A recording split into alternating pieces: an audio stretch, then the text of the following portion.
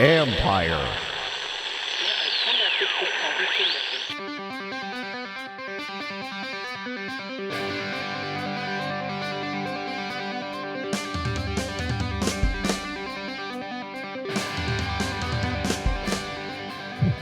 Welcome to a very special episode of All's Caps. I'm AP hockey writer Steve Whyno in Beijing at National Indoor Stadium, where the Olympic hockey tournament just got underway with Capital defenseman Karl. It is just to give you guys like a look behind the curtain here. Karl is talking to me at 6:50 a.m. on the East Coast. It is 7:50 p.m. in Beijing. Good morning, Karl. Good morning. I'm glad you could make it. Glad you're still there, still alive, still mingling with people, not quarantined anywhere. It's great, and once we all got into the bubble and have been here for a while, it's not like we're really concerned all that much because we've all been tested throat daily, and we've been here long enough that it feels like it's the safest place on earth. Honestly, it's the weirdest thing, and we'll get into this later on. We're going to talk about the Capitals' goaltending situation, my wackiness in Beijing, but first, Capitals lose a 5-4 game to the Columbus Blue Jackets. Karl, your thoughts? Yeah, I mean, it's another one of those late game, unfortunate. I mean, I don't like using the word collapse because I don't think it's a collapse, right? But it looks so promising with Tom being able to score and tie the game up, and then all of a sudden, next thing you know, Jenner scores with under a minute to go, and those are tough. You know, it's like what you work so hard to get there to tie it up, and then all of a sudden it's gone just like that. It's like you need to just hold on and you get a point there. A point would have been valuable there, right? Very valuable, but obviously it's easier said than done, and teams turn it up and other teams let their foot off the gas a little bit. So it was tough, but I wasn't really expecting that. But at the same time, I mean, it's the first game after the break, and you know, hockey can get a little bit sloppy. Teams aren't necessarily as good or as sharp as they should be, and I think that was the case there. And just talking to a couple people about the game last night that were involved in the game, and it just seemed like, you know, it was one of those games with zero energy. Right. It's tough. Like, you know, I would still be on vacation mode too, but you got to find a way to get some sort of energy there and get going a little bit. But you know, one thing that we can always count on, I think, and it seems like at least this year, is the Dowd Hathaway Hagelin combination. Sure. of being there and being good. And I think it's, you know, I would love to shout them out every single time we talk because it's worth it. They're the straw right now. It stirs the drink, and that was even something that's said from one of the guys on Columbus, is that they were by far the best line and very noticeable out there, and compared them to the Gord line in Tampa last year. You know, that's very high praise. You know, for a line that maybe doesn't get enough recognition. So, you know, it's one of the bright spots in the game yesterday. Yeah, I was going to say, how as a player, how tough is it to shake off the kind of the rust from an All-Star break? Even if you get a practice hit, how tough is that first game back just to kind of get the juices going, even mentally?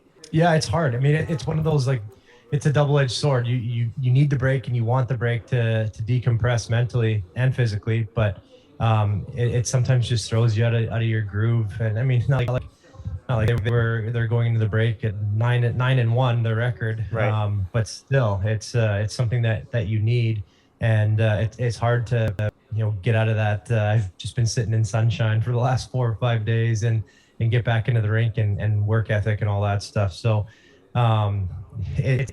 we can talk about it either way. If they came back and won and played really good, we'd be saying that, you know, the break was great for them. They needed it to come back and lose, and it's like, they're just out of it mentally. So, you know, we kind of take it the way we want to take it, but it is a legitimate thing where you just get out of it. You know, it's like if you're working out and in a good routine, and then all of a sudden you take a week off, and it's sometimes hard to get back into it. So maybe a little bit of that case for the game last night. Good to see Alex Ovechkin out of protocol. He's good. Everything's back. He's not didn't have to miss this game either. Yeah, exactly. I mean, it was really terrible timing having him miss the All-Star game, because obviously he's probably the biggest attraction at those things. But with that happening, opened up a great door for our boy Tom Wilson to get in there, and it's I love it because it's just another feather in the cap. You know, when if somebody decides to chirp him, you know, he can now call himself an all-star, and he has a little bit more ammunition. So I was really happy to see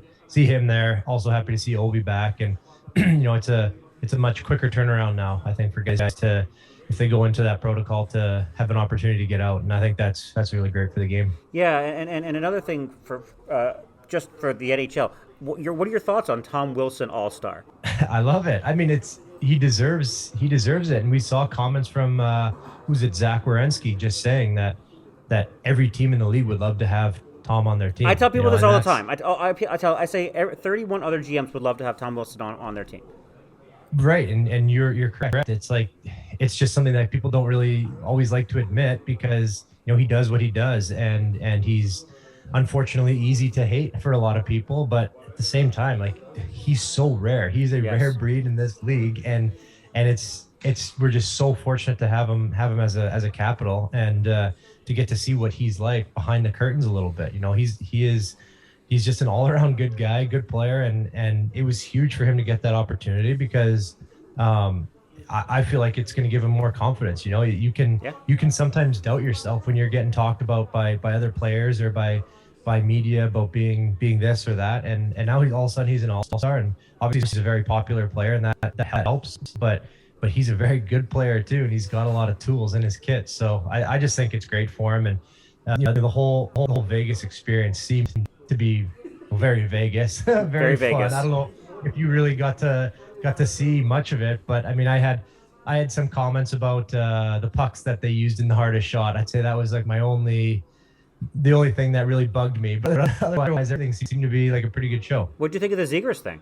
It was unbelievable. Like, that is so hard to do what he did there. It Yeah. was crazy. I love seeing, they had a behind the scenes clip of him practicing with some of the other trick shot guys that we see on Instagram and stuff. And I know a lot of them can do it as well, but to be able to do that, under some pressure like that, it's on your first attempt too, like coming into it cold. It's pretty darn impressive, and he makes it look so easy. It is not easy to do that. Like, I could maybe, I don't even know, maybe 10 other guys in the league could even do that. half of what he just did there. Yeah. Not even the full thing. So I think it's wild. I mean, it was very cool to see. I'd say my biggest disappointment of the whole thing, and I don't know if other people agree with me, but not seeing Connor McDavid win the fastest skater. Yeah. I legit was like, I need to get down there for the beginning of this, because I want to see his lap and see if he goes all out there, because some of those guys take it pretty easy. Kuzi obviously, I think, took it a little bit easy. He's not a a fast. He's not a speedster, super, sure. yeah, he's so quick. Like, if you did if you stretched that track out so it was double the length, I think he'd probably win that all day with the way he can glide. But it was still really fun to see. But I think they should bring, I don't know if they ever did this in the NHL All-Star game, but I think they should bring back a one forward, one backward lap. I think that'd be interesting to see an all-around. They did this at one point. skate. I think some point in the 90s, I think they did this, yes. Yeah, because I think it'd be kind of cool. Like, you see some of these guys skate forward and they're unbelievable, and you see them skate backwards and you're like, what? How does this happen? Like, where you can't even skate backwards. But would you win a some backwards guys one? don't ever- Would you win a backwards? If you're skating backwards, would you win any of these? Is there any chance that you win a backwards skating contest? If it was just backwards skating, yes. Then I mean, it's hard to say, but it was definitely my strong suit. Like, I would rather, if somebody was coming down on me like on a quick break, I would rather skate backwards than turn around and skate forwards. Like, I felt very confident skating backwards. But even the backwards stride has changed over the years. Like, I remember when Todd Reardon came in and he really wanted us to focus on not crossing over. Matt Niskanen was so good at it. He had such a good, like a wiggle. I don't even know what you want to call it, but just like a good wiggle without crossing over, because you don't want to get crossed over by a forward, making a move wide, and then all of a sudden you're stepping over, and then next thing you know, he's in the middle. So even the stride has changed a little bit more, but I was always a crossover guy to get some speed. But I mean, it would have been cool. Would have been very cool. And I think that would be sweet if the Caps did. I know some other teams do, but get the team all-star skills competition going, like maybe a few weeks before, if there's ever a break in the season. It's not taxing, Right. It'd be fun, I think, for fans to come and see it and get them in the building again and watch what all the guys can do. We did it in Montreal the one year, and I thought that was really fun. Just see guys hammer the puck and hit some targets and all that. So I think it'd be a cool thing to bring. Yeah, I actually went to one of those as a kid, and I think players got to enjoy that too, right? Like you're like if you're Yeah. like not only do fans like it, but I think players might have fun. Yeah, we people ask you all the time, like, how hard do you shoot it? And you're like, I don't know, I haven't Yeah, been you're able to measuring shoot it right. the. Yeah, exactly. So it'd be nice to see, and Chimmer, I'm pretty sure he still holds the unofficial fastest lap in a skating competition when he was with the Oilers and they did it, and it was because it was not a sanctioned event. He doesn't get any credit for it, but like that's something that's you have no idea how many fast players there are in the league that never get an opportunity to skate in that. How about a Capitals alumni skills competition? See who can drink beers fastest. It wouldn't be as much on ice stuff going on. I could take part in that one. We're going to take a break on All's Caps. When we come back, something that Carl and I have been talking about seemingly every week is the Capitals goaltending situation.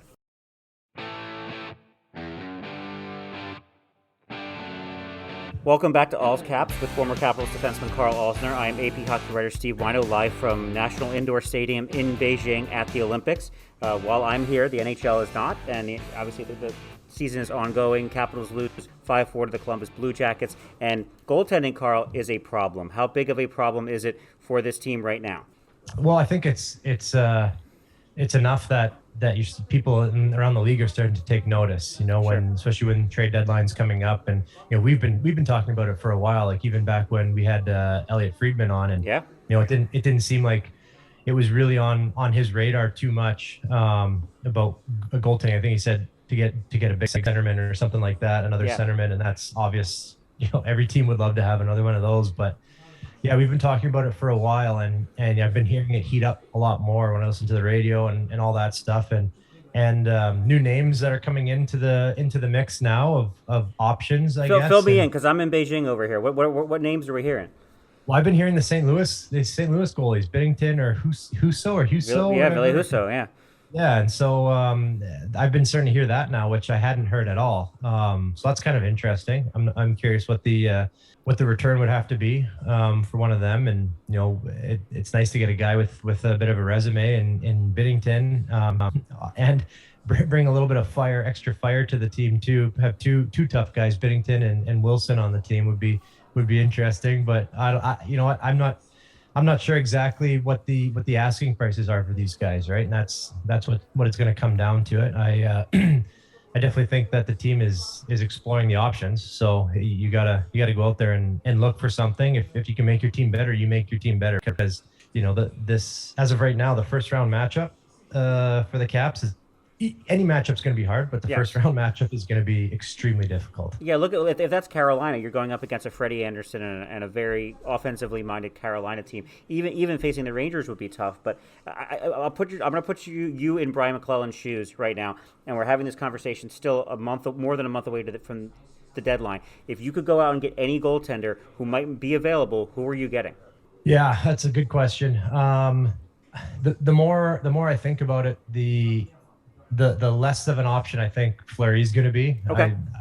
I'm feeling that he's probably going to stick around there unless an unbelievable option comes up. Like, I think the Caps is an unbelievable option, but obviously for him there's a bit of a roadblock with the Capitals Penguins thing, and I totally understand that. You know what? I understand it, but I don't. In that, I understand he might not want to move his family and that sort of thing, like relocate and all those sort of things, but where you played part of your career, like you're a mercenary at this point. I mean, does it really matter what laundry you're wearing? Don't you want to go chase another cup ring? It's tough to say. He's already got one, right? He's already got two. He's got three. He's got three of them, but still. Sorry.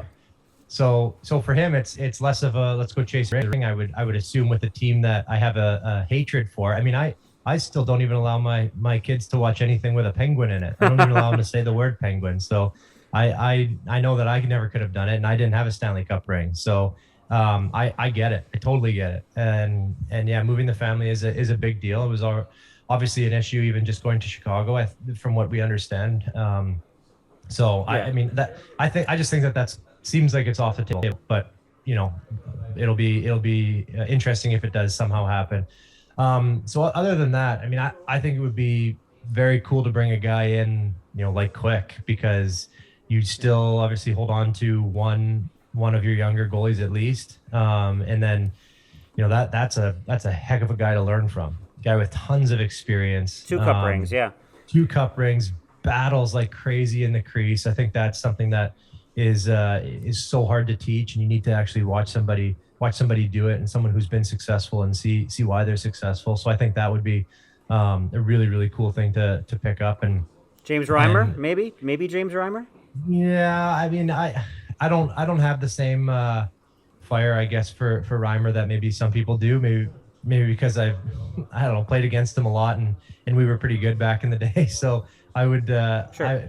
it wouldn't be my first choice. I would say if I had to choose one, Jonathan Quick. But who do you have in mind? I think among the realistic options, the question is: do you feel like you need to go to get a Binnington or a Quick or a Fleury level player, or do you need just a stopgap? And Jonas Corposalo in Columbus to me would be the stopgap guy. That if Columbus is going to move on and Elvis is kind of their goalie of the future, is he that much better than these guys? It sure seems like he could at least stop the bleeding. And I think that's what the Capitals need right now is someone who can get them a save that might not be they need that save at that time. That it's not necessarily the goalie's fault, but I think they just need somebody who can make that extra save because these guys right now, and I don't want to crush on Phoenix Copley because he's their fourth option there, but it's tough to find a save right now on this team. Yeah, things just aren't going the way that they should be, and there's more chances probably than normal too. And when if a goalie doesn't have confidence, you need to do everything you can to limit those chances, and they need to be sea level chances. Sure. And it's hard to do in this league. So they're in a spot right now, and unfortunately, for the goalies, it's a business, and a change will need to be made if they want to have any shot at it, because like we just mentioned, with the amount of competition they have right now, it's just not getting any easier, and it's going to be so hard to get out of that, get out of your division conference. It's just insane. But I mean, that's what Mac will figure out, and if there's a dance partner, I'm sure he'll dance. And we always have this discussion, both of us saying that we're not goalies. Is there anything that the team can do in front of these guys to make their lives easier? Well, there's lots. You always want to try and eliminate guys from the front of the net, which is also very hard to do now with the limit on how much you can cross check and interfere and all that stuff. So it's really hard, but I think it can really help starting in the neutral zone, even like less opportunities, less odd man rushes, less entering with speed, all those kind of things where you can that just stops the amount of opportunities right there. I mean, it was always harped on by when Todd was there, about D zone entries. How many D zone entries did a team have with possession, things like that. So Sure. being able to just stop things there, that gives you less, obviously less opportunity. So that would be nice. And then just a little more sacrifice, which is hard. It's the hump of the season. It's midway. Sure. And it's hard to get guys to want to block shots and put the body on the line. But it's kind of one of the most basic ways to limit those opportunities. Anything with a screen, if you do try and block it and it gets through, and when you're not really tracking the puck, and I don't know how they're feeling personally, but if they aren't feeling good, then that just makes it that much harder. So more blocks and limiting any sort of odd man rushes or chances coming into the zone with speed. The power play, the PK, has been, could maybe help out a little bit more, but we're asking for the perfect picture, obviously. I'm sure we're going to be talking more about the goaltenders as we move on here in the coming weeks, the month leading up to the trade deadline. Next up on All's Caps, going to share some stories from Beijing, because I've been here for a little over a week now, and it is a different kind of world. Welcome back to All's Caps. I'm AP hockey writer Steve Whyno in Beijing with former Capitals defenseman Karl. And as we talked about the time difference here, but it is very weird being over here and my focus being on the Olympic hockey tournament, which just got underway. A lot of ex-Capitals guys in here. Daniel Carr, Daniel Winnick, Aaron Ness, on the U.S. team here. Jakub Jarabek, Stanley Cup champion, is an alternate captain for the Czech Republic, who are about to play here at this arena behind me. I don't know what the interest level is back home in this tournament, but what are your thoughts on an Olympic tournament without NHL players? Well, you know what, there hasn't been nearly as much buzz as there normally would be right now. I think there's more buzz around the women's hockey for sure right now. Watching that preliminary game. What'd you think of USA Canada? Yeah, it was crazy. It was the first thing I did as soon as I woke up. Like, I need to check the scores and the highlights and all that stuff. And it was crazy. I would have loved to have been able to watch the whole thing, but seeing that shot differential, that was absolutely nuts. But that can happen. Those teams are just so much better than everybody else. Watching them play, and the skill level is unbelievable. So that was huge. But sometimes it's the way it works. Is the team that wins in the round robin gets a little bit too high and mighty, and then the underdog, I guess you could say, comes back in the final and wins. So we'll see what happens there. But that was pretty impressive, that game. But just overall, yeah, I think that I was at that game too, and I was did you? I was at that game, and Canada's a really good team, man. I know the shot differential, but there's so many shots from the perimeter, and Renee Desbiens, the Canadian goalie, is great. Talking to colleagues here, this may be the greatest Canadian women's team we've ever seen. Honestly. Oh, really? And so fans in the DC area are going to be able to see a lot of these players. The PWHPA is doing a weekend at MedStar Capitals Iceplex. This is not an ad. I March 4th to 6th. A bunch of these players are going to be playing at MedStar Capitals Iceplex. So if you've enjoyed the Olympic tournament, you get a chance to see them up close. That's just my free advertisement for this, because the women's hockey at this Olympics, specifically the U.S. and Canada, has been terrific, and the chance to see it up close is awesome. Yeah, and I'm going to be there too. I actually just got that email the other day, and I think it's great for the kids to see, because my daughter even says, like, the girls don't play hockey, and we're like, what are you talking about? Like, look at them right there. Look how well they're playing hockey. Yes, exactly. So I think that's fun for the kids to be able to go and see. But yeah, that's obviously very exciting. But for the men's hockey, I think it'll be, it's still going to be great hockey. Still really great players there, which is it's always fun to watch. But yeah, it loses a little bit of the buzz. But there's so many other things going on right now. Like, there's been so many disappointments already. Michaela Schifrin, Vincent Jude not even being able to skate. Yeah. Exactly. That's crazy. I'm looking at some of these, the ads and stuff that they have on there, and I'm like, two of the four one hasn't even been able to compete, or isn't going to be able to compete, and the other one has got some mental block going on right now. It's just crazy. That's like, I guess that's what makes the stories of the games so much fun, is you never know what's going to happen, and put on the added issue of COVID protocols and stuff like that. It just makes it that much more intense. But, like, have you been able to go see the other sports, or are you just allowed to go see hockey? We can see anything. I just haven't had time to get out there. I'm going to go out and see the curling. I'm planning to go try to see the ski jumping, and then go up to the mountains and watch some stuff up there, because it's wacky here, man. We've been my daily routine essentially here is wake up, get cotton swabs shoved down my throat for a test, eat breakfast, take the bus to the hockey arena, do all these practices. And then there's a robot that makes burgers in the media center. There's a robot that makes cocktails, one that makes wontons. The cocktails are very weak. I wouldn't recommend the robot. I think a human would do better. But it's just we're in this what they're calling it a closed loop. It's essentially a bubble. And having talked to all the guys who did the NHL bubble, Eric Stahl said this was better. Just the way the athletes' village is, and they have more room to walk around than they did in that especially that Edmonton bubble, where it was just kind of like a prison yard and the hotel. And now they have kind of a village area and all these athletes around. For them, it's a dry village. For us, it's not a dry area. We're able to get the Ting Chow beers that are $3.15 American. We're having a blast here, actually, as much as people were worried about kind of what this would be. But it's a surreal experience, Karl, because like you and I have been kind of texting and talking about this, but we're basically driving through the city on a bus that we can't get there. And so we're seeing regular people going about their lives, and we can't get to them, and they can't get to us, and it's just a completely surreal environment. So you guys aren't allowed to leave that gate unless you're on a Olympic sanctioned vehicle to. Yep. Yeah, Holy smokes. yeah. So we can go to other hotels. Like I went to a few Crown Plaza hotel for dinner last night just to have something different. Go somewhere different. They have like a main media center area we can go to, but there's a fence. There's literally these green fences all over Beijing. That there's people living their lives on one side and there's us on the other. And they've told the citizens of Beijing if one of our buses gets into a horrific crash, not to help us, because they Really? don't because it's almost like we're radioactive to everybody else around us, and so it is a very weird thing because we don't know what the people in Beijing think about this because we can't talk to them. Yeah, exactly. Oh, that's crazy. Have you posted any videos of the robots yet? I posted a couple to Instagram. I should probably post a few more on there and to the Twitter and retweeted some of my colleagues' tweets. The robots are wild. I mean, you've got robots that heat up, make wontons, and the burger. The burger apparently is terrible. So I've stayed away from the burger because the texture is weird.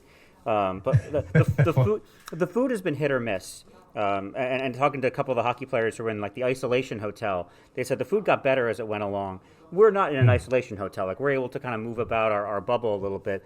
But eating a lot of noodles and rice and finding kind of whatever good food you can and always laughs and good people. But it's certainly weird to know you can't get out of this situation. Yeah, no kidding. I mean, I couldn't imagine that. It's neat to see that robots can do all that, and I'm not surprised that they have them there. So that's pretty sweet. And either way, it seems like it's a pretty darn cool experience, even though it's not maybe the normal Olympic experience, but just to be there and see the other athletes walking around and talk to all the people that you're with there and see what they got going on. I mean, that's still got to be worth it, in my opinion. It's a blast. And how many people can say they're part of this too? One of the wackiest things about the hockey arena is there's a specific practice time. So if U.S. is on the ice from 11 to 11:45, the second it's 11:45, the Zamboni driver drives on the ice and starts honking the horn at them every single time.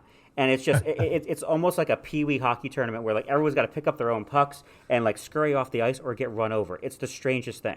That's amazing. Hey, there's a schedule there. If anything's off, then someone's got to have COVID. That's probably what it is. It's just everything runs on a very specific schedule, except our buses, which are going at like 15 miles an hour all over the city, and there's a whole lot of like from where we could like the media center area where we can all work, and the arena is a 5-minute walk, but we're not allowed to walk. And the curling rink is a 5-minute walk. We're not allowed to walk. So we have to get on buses everywhere. They don't want us walking anywhere. It's not to complain. It's just kind of this is the life we're living in here. But you know what? The good part is, and U.S. and Canada scrimmage, the men's scrimmage the other day, and to me, I just sitting there, I was thinking, for all the garbage that's kind of going around and the testing, this and that, when it just boils down to hockey, it's a hell of a lot of fun. Yeah, that's good. I mean, that's the main thing. You're there for the hockey mainly to see what's going on there. But I thought this was cool. Did you have a chance to see Shaun White post the video of his hotel room tour? I have not seen the Shaun White hotel tour.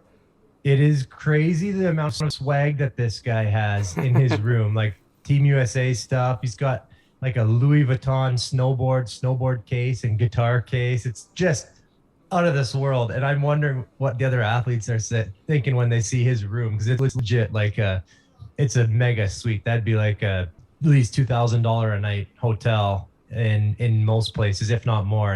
And he's just living in the lap of luxury. I'm so curious what everybody else's rooms look like and if they're pissed about it. And all the China guys have talked about how great their swag is. Like Jake Chelios and Jeremy Smith and Brandon Yip are like, we got all this great China gear that like they're gonna like they've been just giving them everything they want. That's probably one of the coolest things, knowing someone who's in the Olympics to get all that sweet gear, and then like the snowsuits that Team USA is wearing right now. They're awesome, look unbelievable. Yeah. Look like tattooed arms or something like that. I think it's like a fashion statement now with what everybody gets there. And that the hockey the Canada gear, the COC stuff is all Lululemon. Like is it really? Yeah, that stuff's amazing. Yeah, no kidding. Yeah, that's one reason to make the Olympics right there, is to get all the sweet gear. This has been your Beijing fashion update from the Olympics. Thanks everybody for listening. Karl, thanks for waking up early and doing this. Yeah, no problem. Good luck out there. Thanks very much, and talk to you next week from Beijing on All Caps.